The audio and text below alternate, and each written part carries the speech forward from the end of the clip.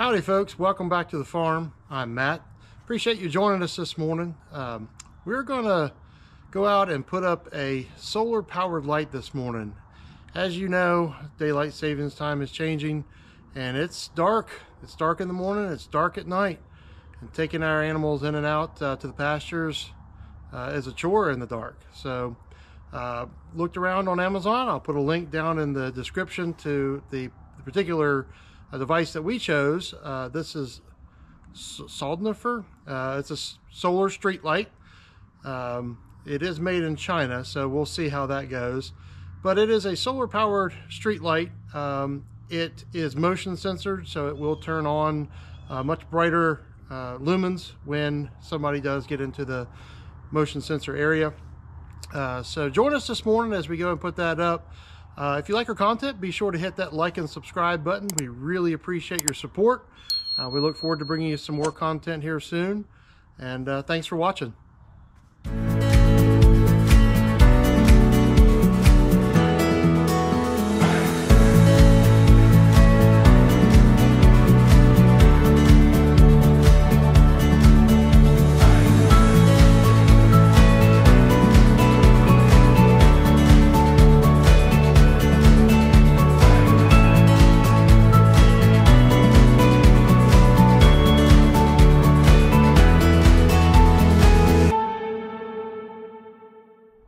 Okay, we've got the RTV all loaded up here.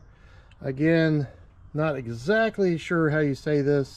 Soldnifer. Anyway, it's a solar street light made in China. Haven't opened it up yet. We're going to bust that open. We've got the tools here ready to go. So let's bust it open and see what we got.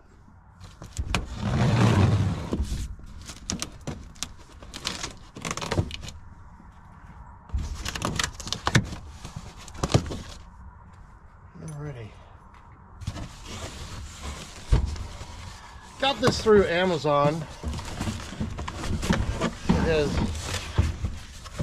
It came packaged very well, actually. This was actually in another box on top of this one, so everything's very well protected, I will say that. All right, solar street light, solar outdoor light.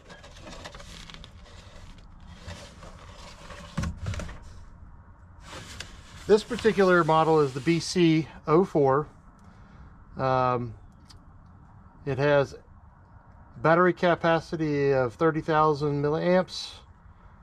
It's 26 by 8 by 13.8 by 3.4 inches.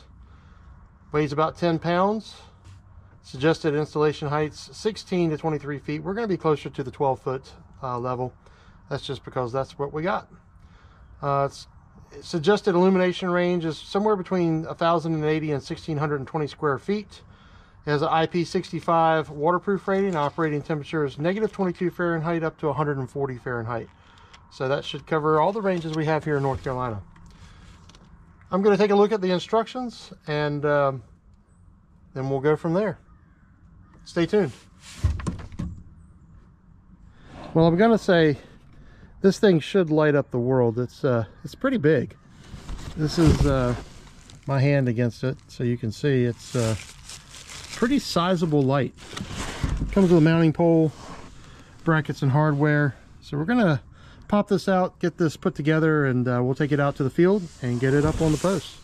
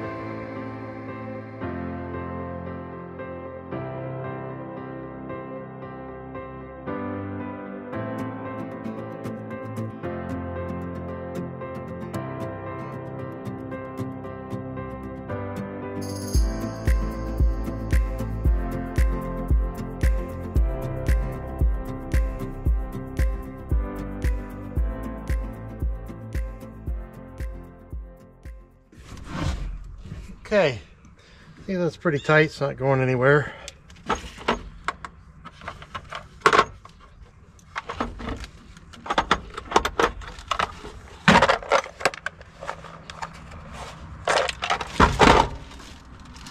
Always try to put my tools back where I found them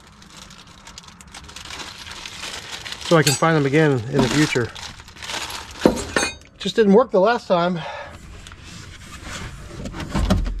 There is a handy dandy little sensor here. Let's see if I can get this in the shot here. As it's getting sunlight, it is showing us that there is it is getting charged.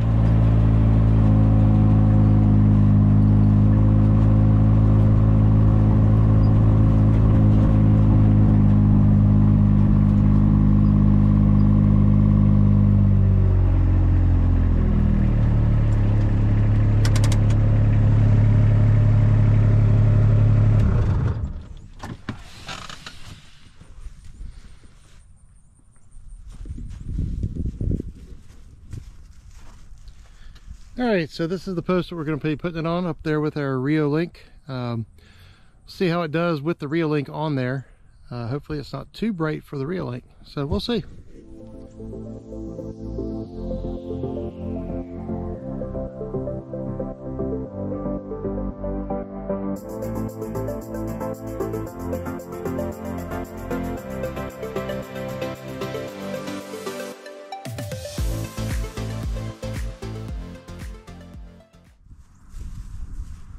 Instead of using the hardware that came with the equipment, I'm going to use a little bit something stronger. This is a lag bolt.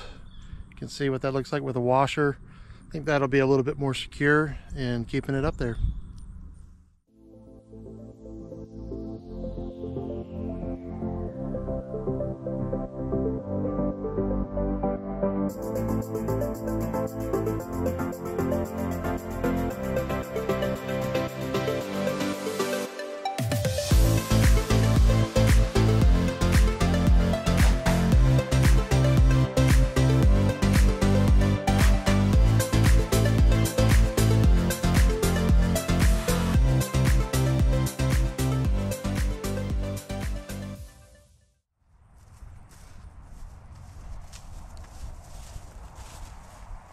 We'll let that be a little bit of a lesson.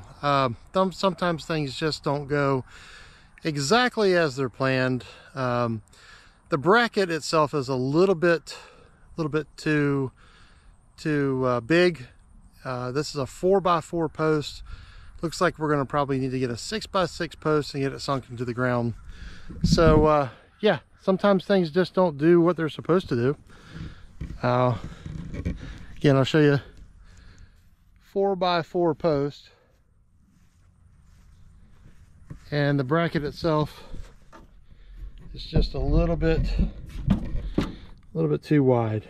Should have measured that before I went out, but you know, I was just gonna wing it. Didn't work.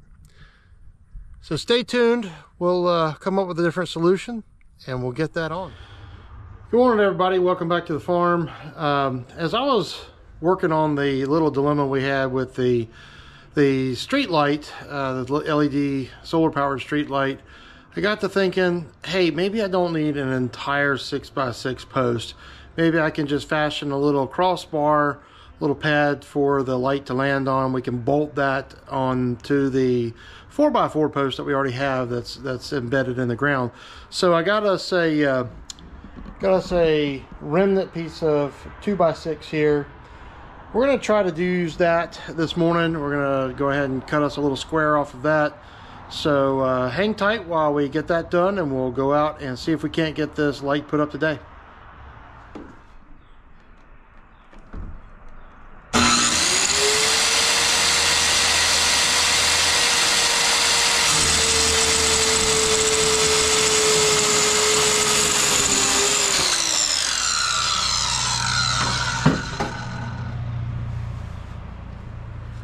All right, we'll use this as our mounting bracket. Put this on the 4x4 post with some lag screws. We'll just mount it right to that. Howdy folks, welcome back. This morning, you saw me cut the little piece of wood, and it's about 7 hours later. I'm actually out here getting ready to put the bracket up.